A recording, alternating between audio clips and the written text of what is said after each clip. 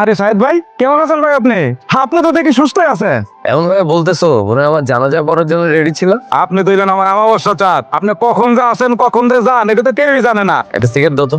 আর আমার আগের কয় টাকা বাকি ছিল জানো? আপনি কি এলাকার অপরিচিত কেউ? এলাকার মহল্লা সবাই আপনাকে চিনে। আর টাকা নিয়ে এত টেনশন করা লাগে? কাকা তো সব টাকা মিটিয়ে দিছে। তুমি আমার সিগারেটের টাকা আব্বার থেকে নিছো, এর কোনো কাজ করলো ভাই? কাকা রেখে আমি কইছি আপনার থেকে আমি সিগারেটের টাকা পাই। কাকা আইলো আইসে রে কয় সাহেব কি কিছু খাইছে টাইছে রে।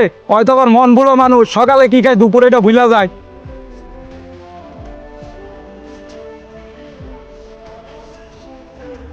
আপনি তো চরম বিয়াদব। পরিবার থেকে কোনো শিক্ষা দেয় নাই। হ্যাঁ শিখিয়েছিল, কিন্তু আমি শিখিনি।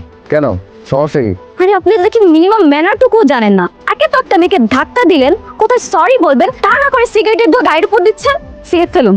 20 টাকার সিগারেট ফেলবো না, কি করবে? কি করব? দেখতে চান কি করব? দেখেছেন কি করেছে? আমি ভালো মানুষের মতো করে যাচ্ছিলাম, নিজে থেকে এসে আমাকে ধাক্কা দিল, আবার নিজের চোটপাট দেখাচ্ছে। বাহ, মাথাটা গরম করে দিচ্ছে পুরো। যাচ্ছিলাম ঠান্ডা মাথায়, না মাথাটা গরম করতেই হবে তার। আমার মাথা গরম হলে আমি কি করে যান, আবার আসছে পিছনে। সমস্যা কি আপনার? আপনি আমাকে ফলো করতেছেন কেন?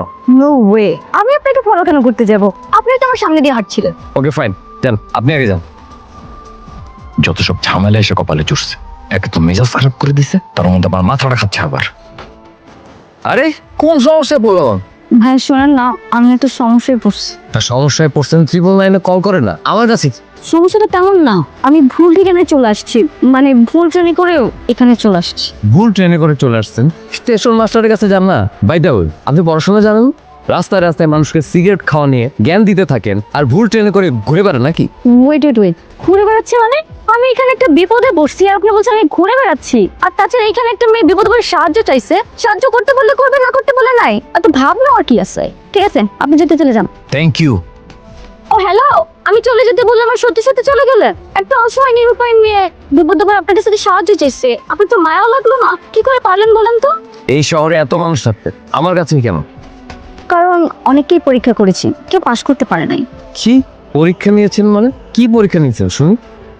প্রথমত আপনার আর দোকানদারের সাথে কনভারসেশনটা শুনে আমার মনে হয়েছে আপনি এখানকার লোকাল। আর দ্বিতীয়ত আমি যখন আপনাকে সিগারেট খেতে নিষেধ করলাম, আপনি যে ব্যবহারটা করলেন সেটা ছিল একটা ছেলের স্বাভাবিক ব্যবহার। আর তৃতীয়ত আমি যখন আপনার সিগারেটটা ভেঙে ফেলে দিলাম, আপনি আপনার রাগটা কন্ট্রোল করে চলে গেলেন, কারণ আপনি জানতেন দোষটা আপনারই। ওভারঅল আমার চোখে আপনাকে একজন দায়িত্বশীল এবং ভরসাযোগ্য মানুষ মনে হয়েছে। জীবনে প্রথমবার কেউ আমাকে গুরুত্বপূর্ণ আর দায়িত্বশীল বললো। এই কথাটার জন্যই তো তাকে আমার সাহায্য করা উচিত।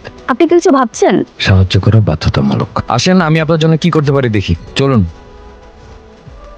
সালাম আলাইকুম চাচা। ওয়ালাইকুম সালাম। বাবা সাহেব, সাথে কে? বৌমা নাকি? তো বিয়ে কবে করলা? যাই হোক, বৌমা দেখতে কিন্তু মাশাআল্লাহ। তো বিকেল বেলা আমাদের বাসায় নিয়ে এসো। না না চাচা, আপনি যা ভাবছেন তা না। আসলে উনি ভুল ট্রেনে করে ভুল ঠিকানায় চলে আসছে। কোথায় গন্তব্য এটা একটু যদি জেনে ওনাকে হেল্প করতে। তা মা, তুমি যাবা কোথায়? কুষ্টিয়া। কুষ্টিয়া তো এদিক দিয়ে কোনো ট্রেন যাবে না। দেখো বাবা, দেশের পরিস্থিতি তো ভালো না।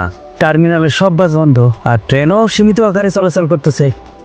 ঠিক আছে চাচা, আমি তাহলে আপনাকে জানাবো। আচ্ছা, আসি। আসসালামু আলাইকুম। ভিডিওটি ভালো লাগলে লাইক, কমেন্ট, শেয়ার করে চ্যানেলটি সাবস্ক্রাইব করুন। আর সেই সাথে এই ভিডিও সম্পর্কে আপনার মূল্যবান মতামত জানাতে ভুলবেন না কিন্তু। ধন্যবাদ।